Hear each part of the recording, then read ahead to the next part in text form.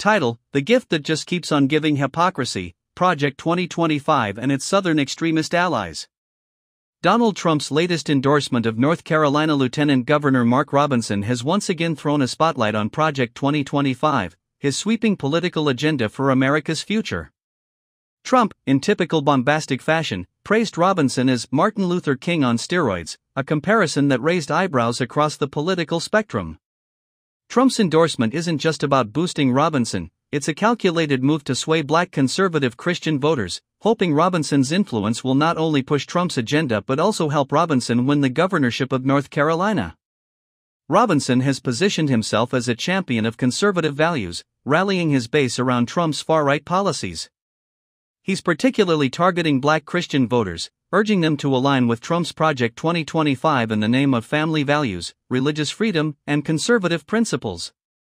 However, Robinson's hypocrisy is glaring. While preaching against LGBTQ+ rights and promoting a return to traditional values, he's been mired in scandal, including being exposed for consuming transgender pornography, directly contradicting his public stance on sexual morality and gender identity. The contradictions don't stop there. Robinson has repeatedly engaged in anti-immigrant and anti-Semitic rhetoric, often crossing the line into dangerous extremism. He's referred to himself as a Nazi in speeches, and his inflammatory remarks about Jewish people and immigrants have alarmed many, particularly given his position of power. For someone claiming to stand on a platform of Christian values, his hateful rhetoric and extremist views paint a picture of a politician more interested in power than integrity.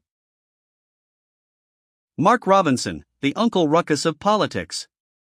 Robinson's hypocrisy has drawn comparisons to the infamous Boondocks character Uncle Ruckus, a self-hating black man who aligns himself with white supremacy and openly detests his own race. Just like Uncle Ruckus, Robinson's rhetoric often leans into anti-black sentiments, painting himself as someone who believes black people are inherently inferior. His controversial comments, which surfaced on blogs before his political run, show a disturbing pattern of self-hatred. Robinson once expressed beliefs that black people deserve to be enslaved, and that he would love to see them back in chains, a shocking, yet telling insight into his mindset.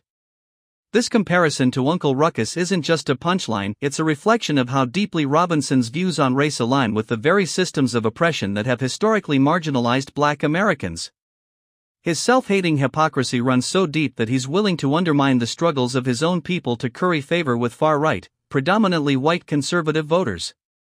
By attacking black identity, he gains political capital from those who benefit from perpetuating these toxic narratives. Robinson's alignment with Trump's Project 2025 is an extension of this self-hatred.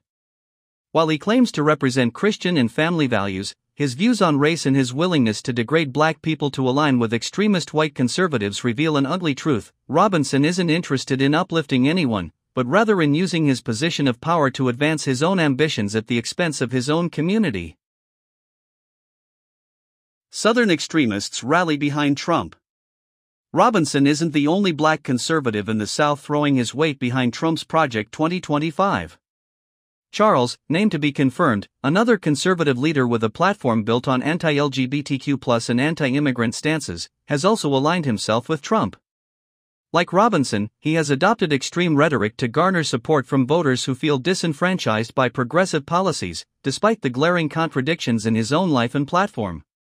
Vernon Jones, a former Democratic politician from Georgia who has shifted far to the right, is another example. He has become one of Trump's most vocal supporters, pushing conspiracy theories and extreme rhetoric, and positioning himself as a defender of Christian America.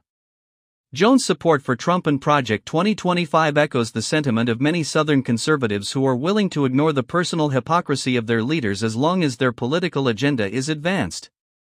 Even figures like Candace Owens, while not directly involved in politics, have used their platforms to promote similar far-right ideologies. Owens attacks movements like Black Lives Matter and LGBTQ+ rights while advocating for Trump's agenda. Her approach mirrors the same contradictions found in figures like Robinson, preaching one thing while living another. The march towards Election Day. As we approach the 2024 election, Trump's allies, like Robinson, are being rolled out one by one, each with their own set of contradictions and scandals. They claim to be the voice of traditional American values, yet their actions often betray those same values. The hypocrisy is becoming harder for Americans to ignore, especially when figures like Robinson are exposed for behavior that contradicts their public rhetoric. In conclusion, as more of these figures emerge, it's clear that their support for Trump's vision is less about principle and more about political expediency. For many Americans, the increasing extremism within the GOP feels like a moment ripped straight from Star Wars, where instead of calling out for Obi-Wan Kenobi, we find ourselves calling out for Kamala Harris and Tim Walz to save the day. With Election Day looming, the question remains, will Americans continue to embrace this hypocrisy, or will we find a way back to a path of integrity and real progress? Time will tell.